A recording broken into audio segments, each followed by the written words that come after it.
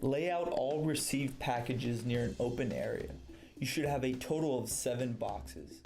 Check for a white sticker on each package. This sticker will show a box number along with item details.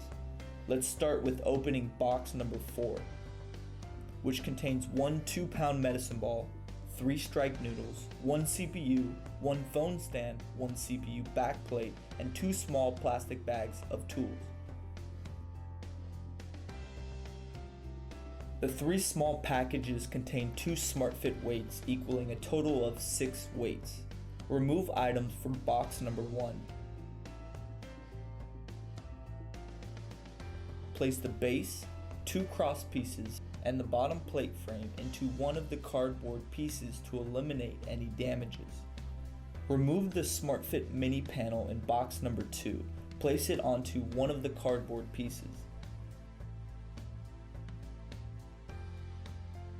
Finally, unpack all the items in box number 3. Place the right and left posts side by side so they lay next to both the top and bottom support piece. Remove the top 2 screws on both posts, then do the same near the bottom of the right and left post. Grab the bottom support section and attach it with the screws and washers. Tighten the screws, then back it off 1.5 turns. This will assist you in lining up the parts in the next step. Grab the top support section and repeat. Attach the left post next. Do not snug down all the screws attaching the cross pieces to the right and left post at this time. They should back off about 1.5 turns. Take out all 6 screws at the bottom of the right and left post. Flip the assembly over so that the 2 round shafts are facing up, while placing the end of each post on a chair. Make sure a second or third person is helping during this step. Place the base plate against the frame and align the screw holes. Use a piece of cardboard from your shipping material to help align the screw holes. Install and tighten the flathead screws. Grab the bag of tools labeled Weight System Hardware. Loosen the screw from one of the shafts and tighten both the screw and shaft onto the back of the base. Repeat for all 3 locations. Remove the screw at the top of the post.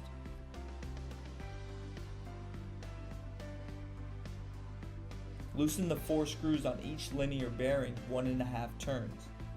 This will allow the bearings to float and align themselves during installation.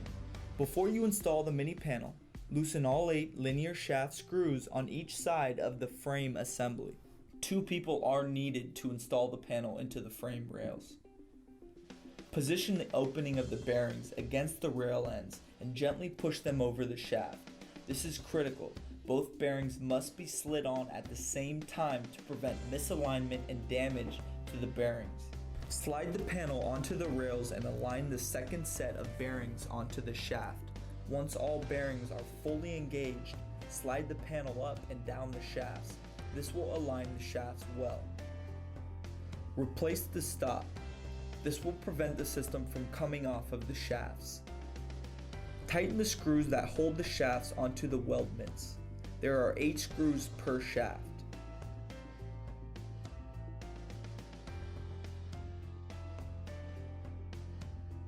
Move the panel up and away from the base as far as possible. Retrieve the spring hub and shaft assemblies from the bag of tools.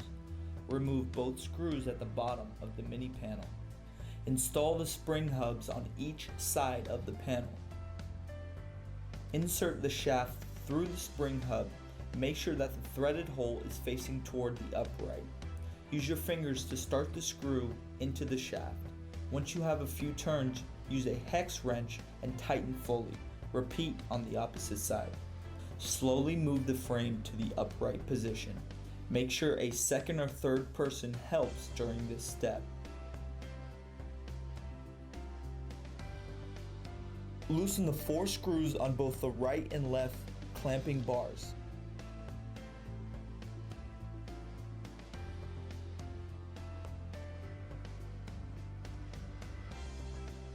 Now attach the lower front panel.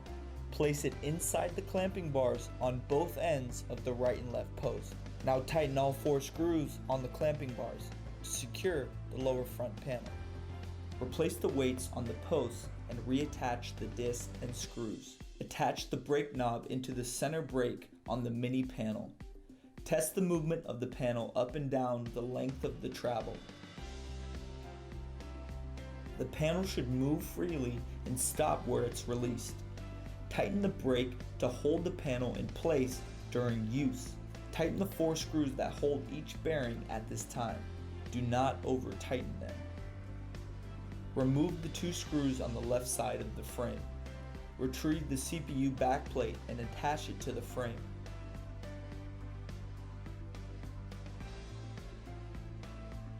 Now remove the knob from the back of the CPU and place the CPU on the backplate. Reattach the knob onto the CPU. Pull the power cord from the metal pocket of the frame. Remove the tape from the target wire casing and feed it through the metal pocket of the frame. Now feed the power cord through the target wire casing. Finally, zip tie the casing through all 3 zip tie locations.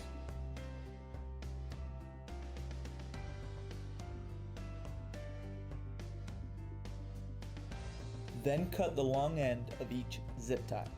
Plug in both the target wire and power cord at this time. Give the system power by plugging it into a wall outlet. And finally, locate the on-off switch and turn the power on. Your CPU and panel targets will light up at this time.